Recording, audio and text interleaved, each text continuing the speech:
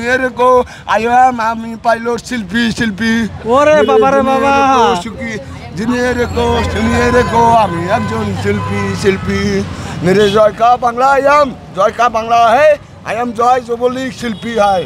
শুনলেন কাকা, গান শুনছেন? হ্যাঁ, গান শুনছি। কেমন লাগছে? খুব মজা লাগছে। কাকির কথা মনে পড়ছে? হ্যাঁ। কাকি কই? কাকি দেশে আরে কাকির কথা মনে পড়ে গেছে। গান শুনে বিয়া করলে জ্বালা চা খাওয়া বাদ দিয়া কাকে গান শুনতেছে, চা খাওয়া বাদ দিয়া। দর্শক, পথে প্রান্তরে এরকম হাজারো প্রতিভা কিন্তু লুকিয়ে আছে, যারা একটু সুযোগের আশায় ঘুরে বেড়াচ্ছে। তো আমরা চাচ্ছি এরকম প্রতিভা যাদের আছে তারা ইচ্ছে করলেই আমাদের সঙ্গে যোগাযোগ করতে পারেন। আমাদের ফেসবুক পেজের মেসেঞ্জার আপনারা নক করতে পারেন। নক করলে হয়তো আপনারাও এরকম আমরা চলে যাব আপনার কাছে, আপনারা এরকম গান করলে করতে পারবেন।